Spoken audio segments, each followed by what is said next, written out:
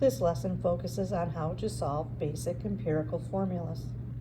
As a quick reminder, we have to be able to convert between moles and grams. Remember, the mole is always going to be set equal to 1 because the periodic table is based on 1 mole of each element. To figure out the mass, we have to go to the periodic table. So if I had 1 mole of carbon, 1 mole of carbon has a mass of 12.01 grams. If I have 1 mole of vanadium, vanadium has a mass of 50.94 grams. Now, to solve empirical formulas, it's important to understand what empirical means. An empirical formula is in a low whole number ratio. For example, 1 to 1. Another, 1 to 2. Another example, 2 to 3. If you get a ratio of 2 to 4, that is not considered a low whole number ratio because 2 to 4 can be reduced to 1 to 2. So as long as our formula is in the lowest whole number ratio, it is considered an empirical formula.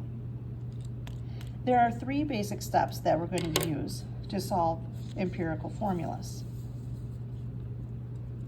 The first step in any basic empirical formula is when the problem is read, if the given elements are in percentages, we can replace the percentage with a gram.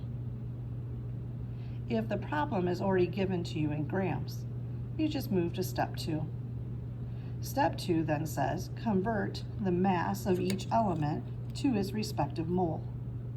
Once we do the conversion from grams to moles, we then divide by the smallest mole value.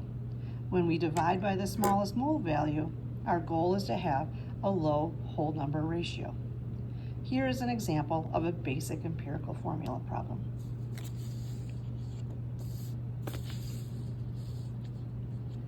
Analysis of a compound indicates that it contains 1.04 grams of potassium, 0.70 grams chromium, and 0.86 grams oxygen.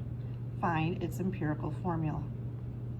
Since my step 1 says if it's in a percentage, just replace it with grams, well, these are all already given to me in grams, so I'm given in grams, I can just move to step number 2.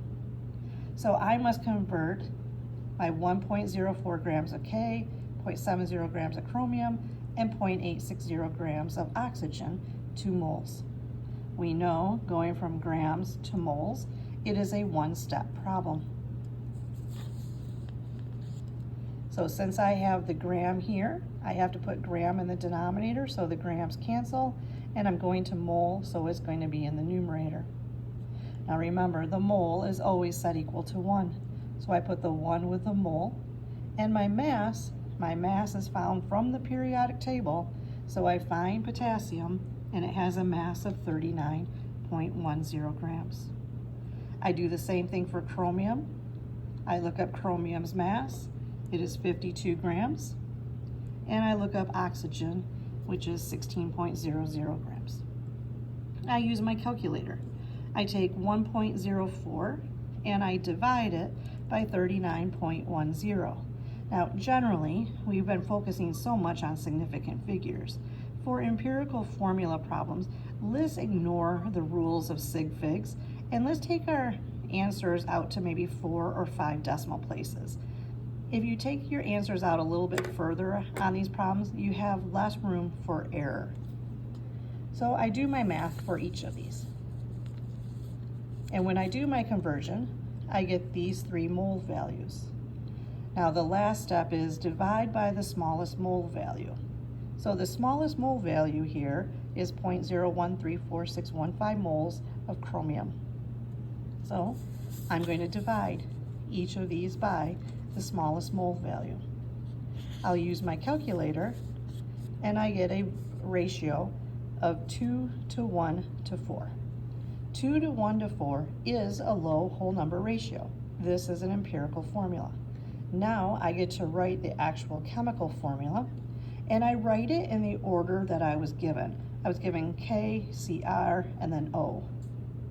So here I'm going to say I have K2, Cr1, O4, And my formula, they'll be K2CrO4.